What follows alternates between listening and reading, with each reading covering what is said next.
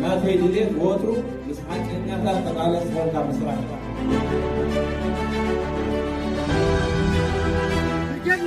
رجعنا حمدو من بارو أبعد تقول حارنا ودسم له حارة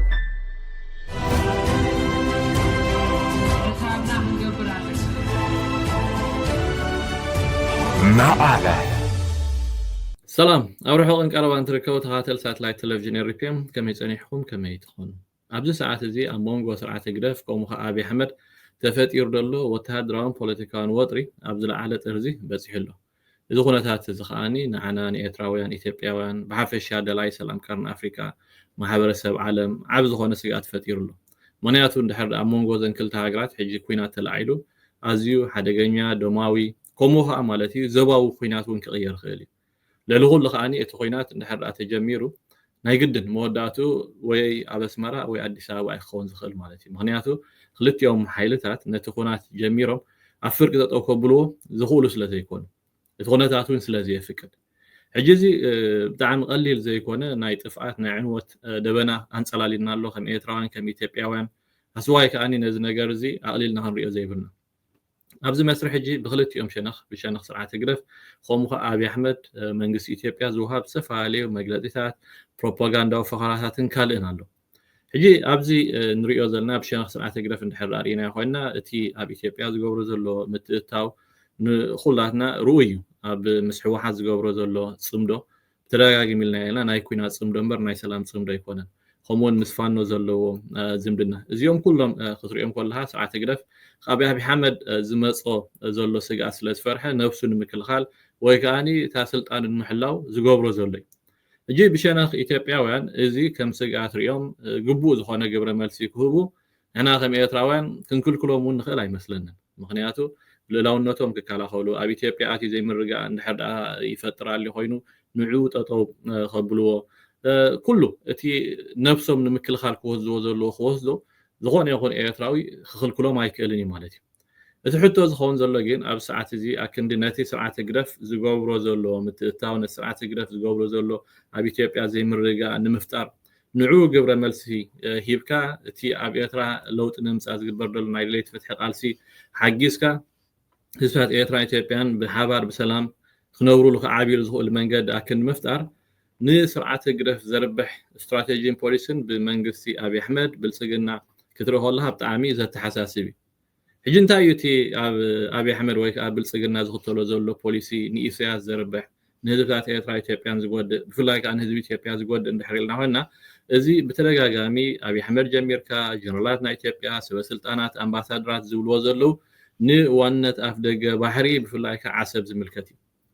حجي إذا حطو زي أزابي تيبيا وانت قرب زلا حطو نحنا بزي وحرق النبراين خلنا في دقة بحري قدن كلونا له حسب ناتنا يو زبهال زلو إسياس بتعم دس سندابولو إيزوز ده مغنياتو تربوحة سلطانو نمنوح سلطان مغصل هزي أقداسيته نسبة يتراون أبتحيز وزلو جيهون غصل هزي أقداسيته لس لمن تايوم زي بوليس زغوردلون عايك رد عني كلني وزي حاجات عمي يولي حجنتا وحاتيو تولكواسي زبحال مسلالو مالتي ماليساته فياتو زبحال ابزو غربا معالتات نايب ابي احمد نحنا بسلاماو منقد افدق بحري لنا عسب نعو حالفهم حجي بعال باجا دبلنتايو لو بقى عسب ناتني بحيل خنمصاينا اجي انا باجا دبل كمزي اندحر اخبل كوينو انا ني ابي احمد جنرال ديكوس نايسياس جنرال يزبلو منياتو ليترالي از باچا دبل زولو زلو نيسياس صباغواغودي زستي مغنياتو نحراته بهايل خوينو اتي اوش ايترا زلو حزب يكون ولا بدغ زلو حزب مالتي كم زخ سمع خلو خمي غيرو يلو انصار منغس ايثيوبيا قليون مس سرعه جرف ولا وانا ابدن بفتح زلو مس سرعه جرف تطون خبل يزغبر زلو خاو حليف كانت امدن بفتحي زلو متفنان زياده نخغفح عبتها راي زلو I don't understand why يوم نزي policies خم استراتيجي حيزو مزغدلو نعيك رد أن أيكلني مغنياتو نحر دالنا هنا عسب نا إثيوبياوان كوينا أيتفلتني أدحرجون أيكتكوني أفدق بحر إثيوبياوان أينبروم دحرجون أيكلومني يس ኢትዮጵያውያን ኣፍ ደገ ባሕሪ ምስ ኤርትራ ምስማዕ ክትቆሙ ከሎ ወደብ ዓሰብ ንክልቲኡ ህዝብታት ኤርትራ ኢትዮጵያን ብሓባር ክዓቢሉ ክኸውን ኣለዎ ዶ እወ እዚ ኩሉ ንኣምነሉ ኢና ግን ናይ ሓንቲ ሃገር ልኡላዊ ግዝኣት ተባሂሉ ዝተዋህበ ግን ስለዚ ደለኻ ዓባይ ሃገር ስለዝኾንካ መፂኻ ትወስዶ ይትኽእልኒ ኢኻ ስለዚ ነቲ ዘይኮን ነገር ዋላ እውን ኣብ ዓለማዊ መጋብዒታት ቤት ፍርድታት ኣብዚ ኸድካ ከድካ ኣይከውን እዩ ንትበሃለሉ ነገር በቃ ዝናትና ኣይኹን ሞልሶ ኢና ኢልካ ፈኸራሲ እንታይ ይኸርብሕ ድሕሪ ሓደ ግዜ እንታይ ይበሃሎ ዝገብር ስነድዩ ዘይነግር በሃል ዋላ እውን ዝገብርቶ ዝኾኑ እንተ ዝገብሮ ወይ ፀገም የለን በቃ ሓደ ግዜ ኢኻ ክንሪኦ ማለት እዩ ካብኡ ተረፈ ግን እዚ ስቆልካ ወግሒ ፀብሒ ኣብ ማሕበራዊ ሚድያ እንዳወፃኻ ዝግበር ፈኸራታት ግን እንታይ ዝገብር ደሎ ንስርዓት ኢሳያስ ኣብ ስልጣኑ ንክቕፅል ንስርዓት ኢሳያስ ነቲ ሒዝዎ ዘሎ ንህዝቢ ኤርትራ ዝያዳ ጅሆ ንክሕዞ ህዝቢ ኤርትራ ኣብ ልዕሊ ህዝቢ ኢትዮጵያ ዘሎ ኣተሓሳስባ ብስግኣት ብፍርሒ ንኽጥመት እዩ ዝገብር ዘሎ ስለዚ ብጣዕሚ ዝገርም ፖሊሲ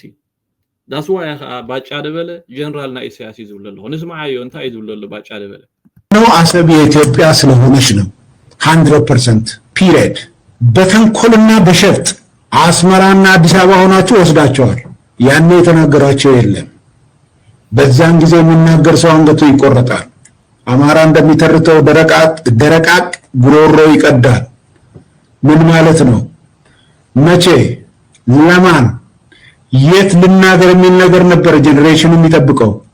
አሁን ደግሞ የኢትዮጵያን አሰብ የሚያስመልስ ጄኔሬሽን ነው ያለው ስልጣን ላይ ያለው መንግስት የዚህ ጄኔሬሽን ነው በጠቅላላ የኢትዮጵያ ህዝብ በዚህ ይባጫለ ብለታ ይወላ አሰብ ናትና ያይዝ ብለለ በቃ እጂ ካብቲ አፍ ደገ ባሕሪ የለና ይኽንጥቀም ከምዚልና ክንከይራ ንኽልና አው ተሓሊፉ እጂ አሰብ ናትና እዩ እዚ አምባሳደር ና ኢትዮጵያ ኣብ ኬንያ እዩ ሰዓት እዚ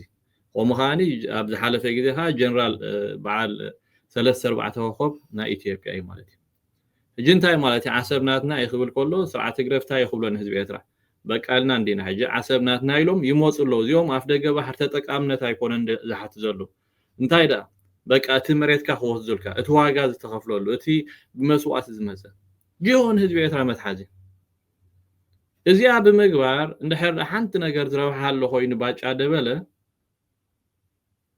ህዝቢ ኤርትራ አንጻሩ ንኽልዓል ህዝቢ ኤርትራ ከይትረድኦ ብስምዒት ኣብ ጎኒ ስርዓት ግረፍ ንክኸውን ዝገብር ዘሎ ከምዛ ዓይነት ጉጉይ ፖሊስ ኣነ ሪአን ሰሚዕን እውን ኣይፈልጥን ስለምንታይ እዮም ከምዛ ዓይነት ፖሊስ መሪፆም ዝኸደሉን ክርዳእኒ ይክእልኒ ምክንያቱ ዓሰብ ፈትዮም ፀሊኦም ናይ ኢትዮጵያ ኮይና ኣይትፈልጥን ኩሉ ትውዕላት ኣሎ 1900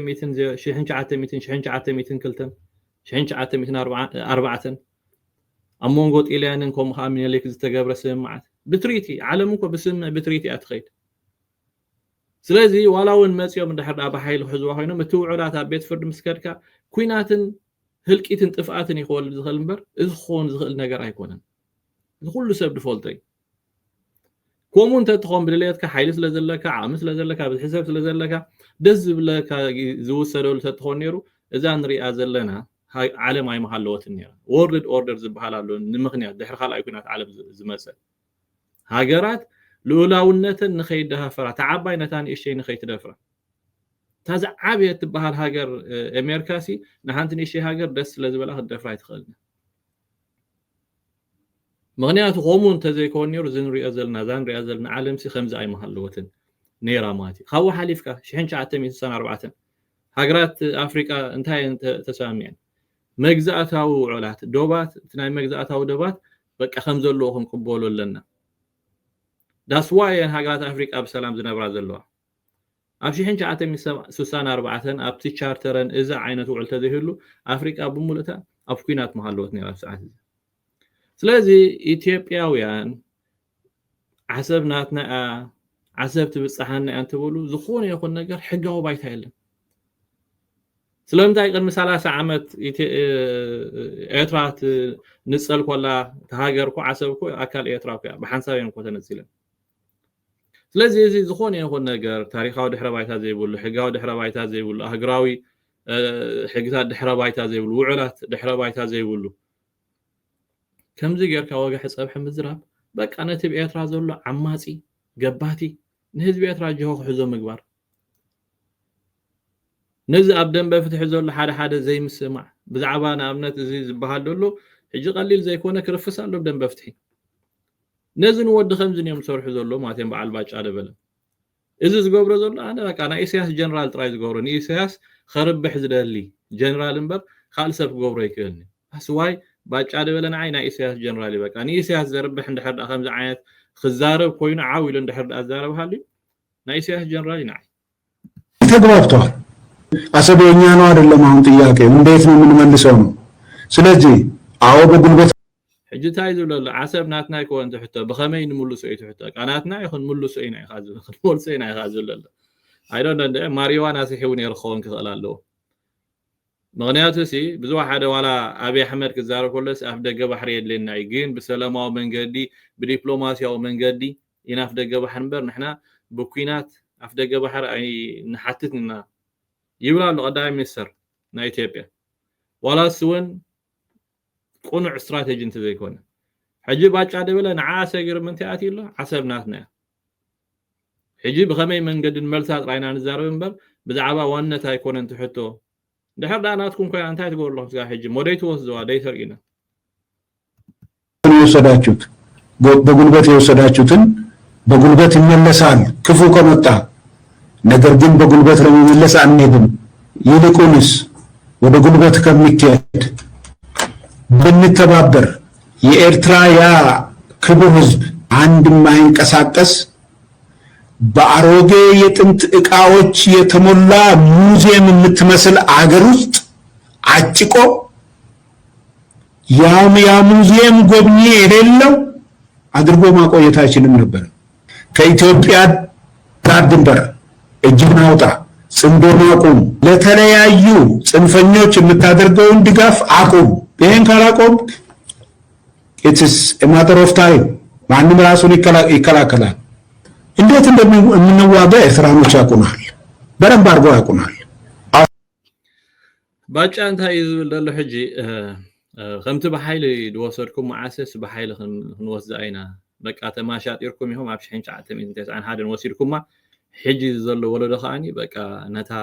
በሓይሊ ዝወሰድኩማስ በሓይሊ በቃ እቲ ክትወዝዋ ከለኹም ከምኡ ኢልካ ምዝራብ ክሳድና የቁርፀና ስለ ዝነበረ ሕጂ ዝመፅ ዘሎ ወለዶ ግን ዓሰብ ክመልስ እዩ ዝብለና ዘሎ ሕጂ ኣነ ማለት እዚ በቃ ሕልሚ እዩ ሕልሚ ቀትሪ እየ ዝብል ኣነ ምክንያቱ እንድሕር ዳ ተባሂሉ ኮይኑ ዋላ እውን መፂኻ በሓይሊ እንድሕር ዳ ናይ ሓንቲ ልዕላዊት ሃገር መሬት ክትወስድ ኮይንካ ብሰላም ክትነብር ኣይትኽእልን ኢኻ ኩሉ ግዜ ሎሚ ሓይሊ ዘለዎ ቦታ ክሕዝ ክእል እዩ ጽባሕ ንጎ ምስ ደኻምካ ተሓይል ማለት እዩ ልዕሊ ኩሉ ግን ብፍላይ ከም ዓሰብ ዝኣመሰለ ወደብ እንድሕር ዳ ክትሕዝ ኮይንካ ሰላም ክህልወካ ክእል ኣሎ ሕጂ ከም ዝብልዎ ዘለዉ በቃ እስከ ኢትዮጵያውያን ሓይሊ ኣለዎም እሞ ንበሎ ይሓዝዋ ነታ ወደብ ዓሰብ ታዮም ገይሮም ክጥቀሙላ ምክንያቱ ናይ ኩናት ዘባ ይኾን ኣብ ናይ ኩናት ዘባ ዝኾነ ትኾን መርከስ ብኡ ክትሓልፍ ኣይትኽእልን እያ ምክንያቱ ኢንሹራንስ ላዕሊ ክኸይድ እዩ ብኡ ዝሓልፋ መራኸብ ብዙሕ ሽግራት ገጥመን እዩ ማሕበረሰብ ዓለም እውን ነዚ ኣይፍቅዶን እዩ ከምኡ ስለ ዝኾነ ኣብ ዝሓለፈ ግዜ ሚኒስትር ጉዳያት ወፃኢ ናይ ዓዲ እንግሊዝ ሚኒስትር ጉዳያት ወፃኢ ናይ ኢትዮጵያ እንታይ ኢልዎ ሚስ ኳልኩሌት ከይትገብሩ ተጠንቀቁ ሕጂ እቲ ስዒቡ ዝበሎ ቅቡል እዩ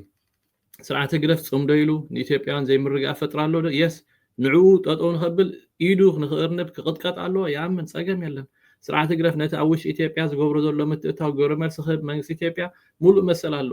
ስርዓተ ግደፍ ንፋኖ ሓጊዙን ኢትዮጵያ ዘይምርግኣፍ ፈጥር ዝገብሮ ዘሎ መንግስቲ ኢትዮጵያ ግብረ መልሲ ክህብ ሙሉእ ዝኾነ መሰል ኣሎ ኣብ ውሽጢ ኣዲስ ኣበባ ንመንግስቲ ኢትዮጵያ ንዘይምርግኣፍ ዝሰርሖ ዘሎ ስርዓተ ግደፍ መንግስቲ ኢትዮጵያ ግቡእ ዝኾነ ግብረ መልሲ ክህብ ሙሉእ ዝኾነ መሰል ኣሎ ካብኡ ሓሊፍካውን ማለት እዩ ነዚ ሕጂ ንመንግስቲ ኢትዮጵያ ንኸይጥቀመሉ ኣብያ ንስርዓተ ግደፍ ዓፂዎ ዘሎ ወደብ ዓሰብ መንግስቲ ኢትዮጵያ ንኽጥቀመሉ ክኽእል እውን ነቲ ስርዓት ኣብ ኤርትራ ዘሎ ኣብ ምቕያር ምስ ኤርትራውያን ደለይቲ ፍትሒ ክሰርሕ ክኽእል ኣለዎ ዝሓለፈ ግዜ ኢለ ነይረ ኢሳያስ ወደብ ዓሰብ ኢትዮጵያውያን ከይጥቀሙሉ ዝገብር ዘሎ ንኢትዮጵያውያን ንኽጎዲ ኢሉ ዘይኮስ ንዓና ንኤርትራውያን ንኽጎዲ ኢሉ እዩ ምክንያቱ ወደብ ዓሰብ እንድሕር ዳ ተኸፊቱ ኢሳያስ ዝበሃል ኣብ ስልጣን ክህሉ ይክእልኒ ህዝቢ ኤርትራ እኮ ብምንታይ ተታሒዙ ዘሎ بزخون يكون نجار بقطبة يكون بإنترنت يكون بدوات يكون بس ما حبر سب عالم نخي كلا خلص تعصوا هزبي إيرترا أسر بيته سلازي نزي هزب مولون هزب إيرترا عب أسر بيت زلوا هزب ندحر أمن قد خفيت كانوا إيرترا زلوا سرعة كل كأني يجي ندحر عصب ندحر خمودة إثيوبيا وان كتقوموا ندحر خفيت كا ناي قدم كو إنترنت كل لو أب عصب كتمع بليه عباي كتم هتكون بقى شحات هزبتات أب كتم عصب كله يوم إيرتراوያን ኢትዮጵያን ሬስቶራንታት ሆቴላት ዝተፋላለዩ ንግዳዊ ትካላት ካብ ኢትዮጵያ ናብ ኤርትራ ብዙሕ ምምላስ ኮሉ እዚኣ ናይ መጀመርያ ናይ መወዳእታ ናይ ስርዓት ግደፍ ዳስ ዋይ ዩ ስርዓት ኢሳያስ ንኢትዮጵያውያን ዓሰብ ንኽጥቀሙሉ ዘየፍቅድ ሕጂውን ከስምረሉ ኢሳያስ ዓሰብ ይኹን ባጽዕ ይኹን ንኢትዮጵያውያን ዝኸልእ ዘሎ ንኢትዮጵያውያን ንምጉዳእ ዘይኮነ ንኤርትራውያን ንምጉዳእ እዩ ንኤርትራውያን ከምዚ ሕጂ ብጎሮም ሓኒኡ ሒዞም ደሎ ሒዞም ተራ ኮይኑ እዞም ወደባት እዚኣተን ካብ ኣገልግሎት ነፃ ክኾና ክእል ኣለወን ህዝቢ ኤርትራ ምስ ዓለም ክራኸብ የብሉን ህዝቢ ኤርትራ ኣብዚ ዓብ እስር ቤት ክህሉ ክኽእል ኣለዎ ሶ እንታይ እቲ ሶሉሽን ነቲ ብኤርትራ ዘሎ ስርዓት ምእላይ ንዑ ከመን እዩ ዝኣሎ ንሕና ኤርትራውያን መንግስቲ ኢትዮጵያ ኣብ ምእላይ ክሕግዘና ኣለዎ ዶ የስ ኢሳያስ ካብ ስልጣን ኣብ ዝተኣለየላ መዓልቲ ህዝባት ኤርትራ ኢትዮጵያን ብሰላም ክነብሩ ክእሉ እዮም ብሓባር ክነብሩ ክእሉ እዮም ብሓባር ክዓብዩ ክእሉ እዮም ህዝቢ ኢትዮጵያ ወደባት ዓሰብን ባጽዕን ከም ድላይ ክጥቀመሎም ክእል እዩ ንሕና ኣይና ንኢትዮጵያውያን ንዕመ ወደብ ዓሰብ ተጠቐሙሉ ንብሎም ምክንያቱ ክንረብሓሉ ስለ ዘለና ፀጋታትና ድሕሪ ኢትዮጵያውያን ደይተጠቒሞምሉ ሸኸም ይኾነና ተመሊሱ ንዓና ከምዚ ሕጂ ማለት ሸኸም ኮይኑ ዘሎ ህዝቢ ኤርትራ ሸኸም ይኾነና ወደብ ዓሰብ ክምዕብልና እንደሊ ወደብ ባጽዕ ክዓቢ ክምዕብልና እንደሊ ከምዚ ሕጂ ጎሳውን ኮይኑ ዘሎ ዘይኮነሲ ክዓቢና እንደሊ ስለዚ እቲ መፍትሒ ነቲ ኤርትራ ዘሎ ስርዓት ምእላይ እዩ እቲ መፍትሒ እዚ ፈኸራታት ናይ በዓል ባጫ ደበለ ይኮነን ናይ ባጫ ደበለ ፈኸራ ንኢሳያስ ጥራይ ዘረብሕ ስዋየ ባጫ ናይ ኢሳያስ ጀነራል እዩ እንድሕር ከምዚ ኢሉ ዝፍክር ሃልዩ ናይ ኢሳያስ ጀነራል እዩ ንኢሳያስ ዘይገብረሎ ንህዝቢ ኤርትራ ጅሆኑ ክሕዞ ይሕግዘሎ ንህዝቢ ኤርትራ ኢትዮጵያውያን ክወርኻ ከጥፍኦኻ መፅኦም ኢሉ ኣብ ልዕሊ ህዝቢ ኤርትራ ጽልኣት ንኽህልዎ ፕሮፓጋንዳዊ መሳርሒ ንኸውን ይሕግዘሎ እሞ ከዓ ንዘይትግበር ሞኻስ ንዘይትግበር ንትግበር ተኮይኑ ኳ ፀገም የለን ንስለ ዘረባ ንስለ ፕሮፓጋንዳ ዋላውን እንተ ተተግበረ ነዞ ክልተ ህዝባት ኣብ ኩናትን ወሮ ኩናትን ከንብር ዝኽእል ፖሊስን ስትራቴጂ ሕጂውን ክንብል በለም ብራይ ተኻውን እዚ ፖሊስ እዚ ንህዝብታት ኤርትራ ኢትዮጵያን ኣያርብሕን እዩ ንመንግስቲ ኢትዮጵያ ኣያርብሕን እዩ ንኣብይ ኣሕመድ ኣያርብሖን እዩ the only እቲ እንኮ ተዓዋቲ the only winner ኢሳያስን ስርዓት ግደፍን እዚ ድሕዝነካ ነገር ባጫ ደበለ ይኹን ኣብይ ኣሕመድ ኩሎም ዞም ንሪኦም ዘለና ፖለቲካውያን ሓይልታት ብጀካ ብዛዕባ ናታቶም ፖለቲካ ዘይኮይኑ ብዛዕባ እቲ ክልቲታት ዝግደሱ እውን ኣይኮኑን ዝሓለፈ ግዜ ኣብ ናይ 2020 ኩናት ምስ ተወልዐ ባጫ ደበለ ምስ ኣብ ኤርትራ ዘሎ ስርዓት ቀንዲ ዳኻር እዩ ነይሩ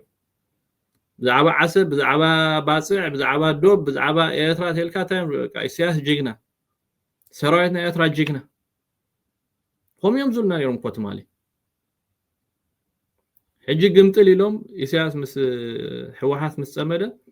ካ ኣብዚ ንሪኦ ዘለና ፈኸራ ንርአዮ ጀነራል ናይ ኢሳያስ ባጫ ደበለ ኣብ ናይ 24 ጉንበት ኣብ ኬንያ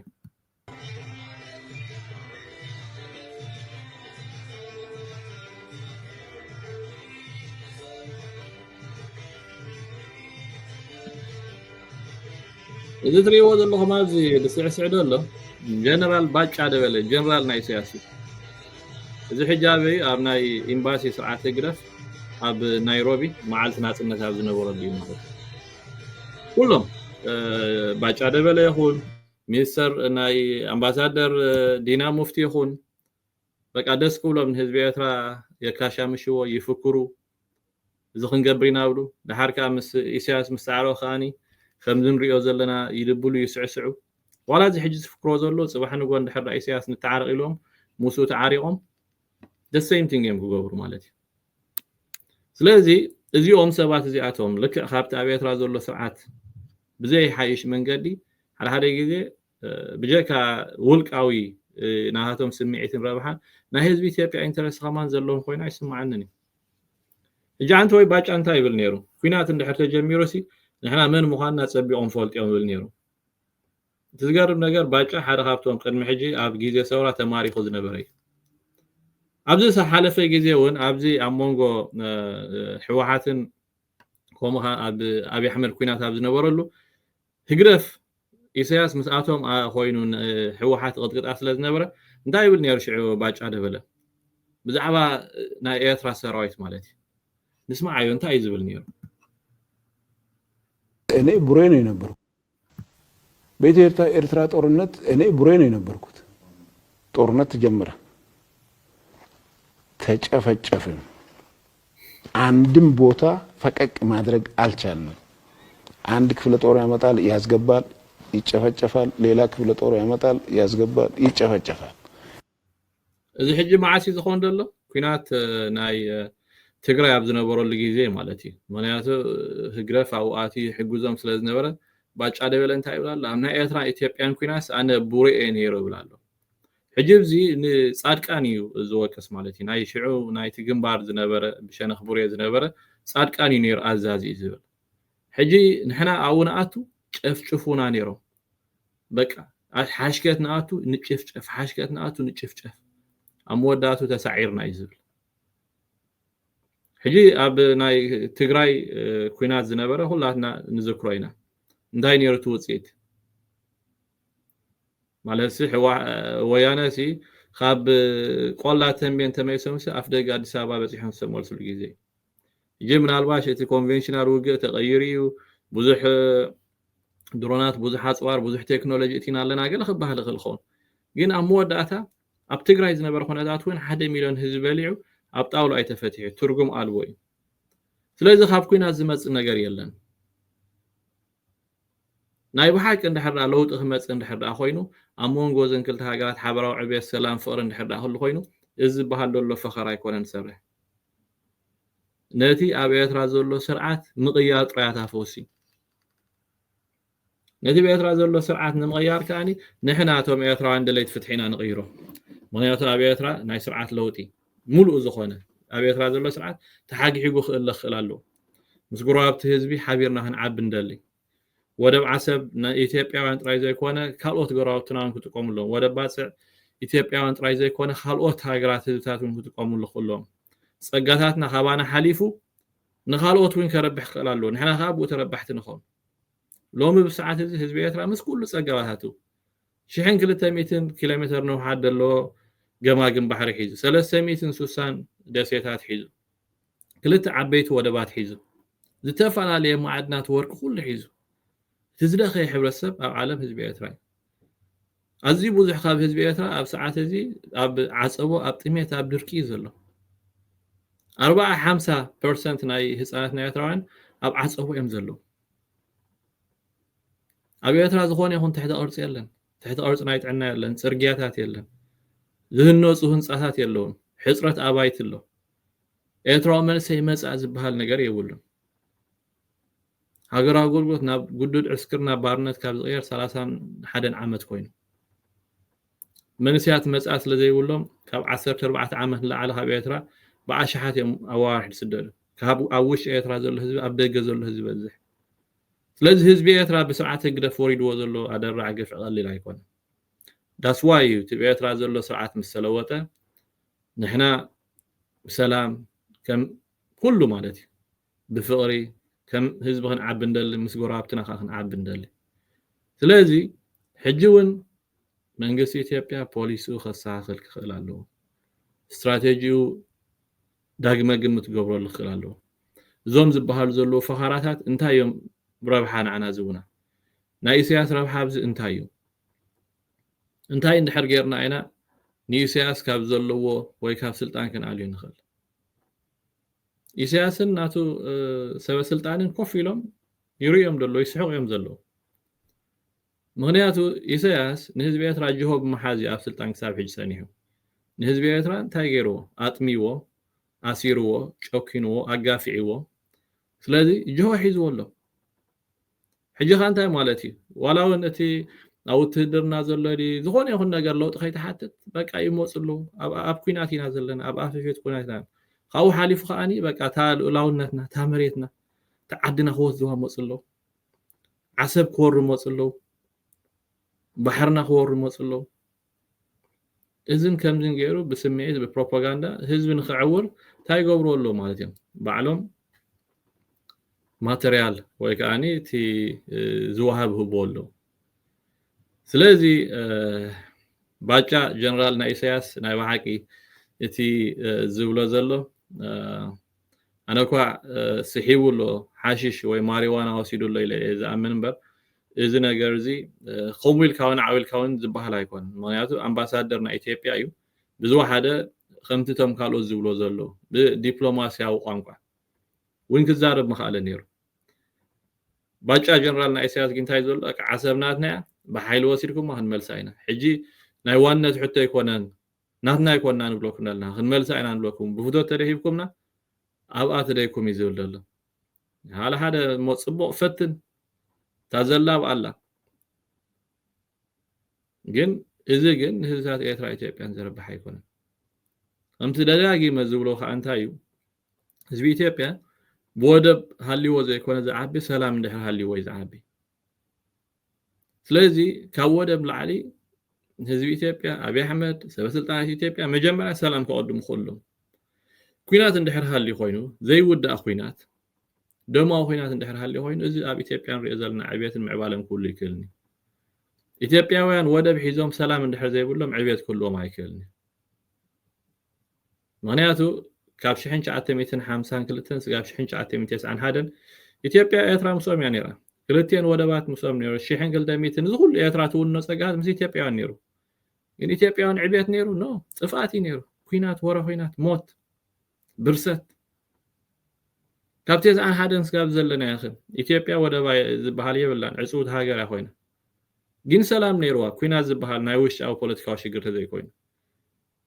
عمتها خاني شمونت تشعت حساب 10 ميتاوي تعبلا سلازي عبيتنا اثيوبيا حجون سلامي ودبا يكونن سلام ودب كاب سلاماو منقد اخر كبك علي حزب ايترا دس እንዳቦል ኤምስ حزب ኢትዮጵያ ወደባቱ ዝማኦሎ تونكو اتحاده انقفات مسناخل كوين دولو ولك ملاخ سياسي نعوها نقاله سالنا حاجه حقنا خناليو سلازي حجونا يمنغس اثيوبيا استراتيجي نعنا انتهم دليت فتحي اوش عاد هون لوط خمس دليل دحر حاليم كوينهم اوش عاد لوط الممصا يخسر حزلو خمون دحر اغيرو اوف كورس اثيوبياوان بسلامه منقد ودب عسب تقوميوم ودب باصح تقوميوم كابز عبي وزلوها بخلته 3 صفون كعابي خوليوم خاو ترفت حنتي ذا حج مريس ما زلو بنقد جن نطفات نعنوت لعل خل خاني ناي سياس من قديا سلازي لبغبرو استراتيجيهم مرمورو داغم حسبولو ني جنرال باج على بلا جنرال ناي سياس كاني كم ذا عينت كاب حدا دبلومات كم ذا عينت كاب حدا امباسادر زبحال ولا حنتي بجاكا نتيب ايترا زلو سرعات نهزب ايثيوبيا زربح سلازي كونه تسفى نقبر كال اي جيزي خي نسمعو غني لي لو ما عاد زداله هو مدب زي نيرو زلو بحال تحصار هاينا ساش حسين لايكنا ثانك يو سلام اب كل خرنعات عالم زلهم ايرتراويان اذا ازيو اقداس ملختي اب كل خبصح اجامكم كتبركتو نصواع ጉዳይ ብዲኤን ኤ ጌርካ ግዳያት ላምፔዱዛ ንምልላይ ኣብዚ ሰዓት ካብቶም 368 ግዳያት ላምፔዱዛ እቶም ከባቢ 7 ዝኾኑ ጥራዮም ብዲኤን ኤ መንነቶም ተረጋጊጹ ዘሎ እቶም ዝተረፉ ከባቢ 300 ዝኾኑ ድማ ሬሳታቶም ብመንገዲ ዲኤን ኤ ክረጋገጽ ስለዘይከኣለ ኣብ 5 ቦታታት ፋሒሎም ብቁጽሪ ይጽውዑ ኣለዉ እዚ ማለት ድማ እቶም ንጹሃት ግዳያት ሰብኣውነቶም ተመንጢሎም ናብ ቁጽሪ ተቐይሮም ኣለዉ ማለት እዩ ስለዚ ነዚ ጉዳይ ንምፍታሕ ስድራ ቤት ግዳያት ኣብዛሃለኹም ሃሊኹም ናይ ዲኤንኤ መስርሕ ብምግባር ነስተሪፉ ዘሎ ሬሳታት ኣብ ምልላይ ክትሳተፉ ንጽውዕ ኣለና ብዙሓት ብኸመይ ዝብል ሕቶ ክህልወኩም ስለዝኽእል እዚ ስዕብ መብርህ ንህበኩም ቀዳማይ ኣብ ዝኾነ ሃገር ዋላውን ኣብ ኣፍሪቃ ማለት ኢትዮጵያ ዩጋንዳ ኬንያ ይኹን ካልኦት ሃገራት ኮይንኩም ናይ ዲኤንኤ መስርሕ ክትገብሩ ትኽእል ኢኹም ካልኣይ ኣብ ሃገራት ምዕራብ ዘለኹም ብዝቐለለ መንገዲ ክትገብሩ ትኽእሉ ኢኹም። ሳልሳይ ናይ ዲኤንኤ ምርመራ ንምግባር ዝኾነ ይኹን ዝኽፈል ገንዘብ የለን፣ ኩሉ ብነፃ እዩ ኣብ ዝሃለኹም ሃሊኹም። ራብዓይ ዲኤንኤ ክትገብሩ ትደልዩ በዚ ኣብ ታሕቲ ዘሎ ሓበሬታ ብመንገዲ ዋትሳብ ቴክስት ብምግባር ክትረኽቡና ትኽእሉ ኢኹም፣ ከምኡ እውን ኢሜይል ብምግባር። ሓምሻይ ብተወሳኺ ኣብዚ ታሕቲ ዘሎ ጉግል ፎርም ሓበሬታኹም ብምግባር ክትረኽቡና ትኽእሉ ኢኹም። እዚ ናይ ዲኤንኤ መስርሕ ሬሳታት ኣብ ምልላይ ጥራይ ዘይኮነ ንስድራ ቤታት ሓዘነን ንኽዓፅዋ እውን ዝሕግዝ እዩ። ስለ ዝኾነ ኩልና እጃምና ነበርክት። ሕጅግን ይኣክል ንብዓትና ቐንዛና ናተይ ድሌት ወትሩ ምስ ሓቀኛታት ተቃለስ ኮንካ ምስራሕ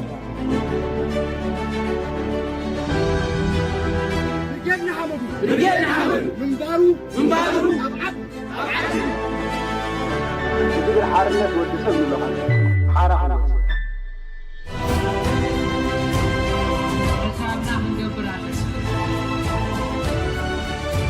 معنا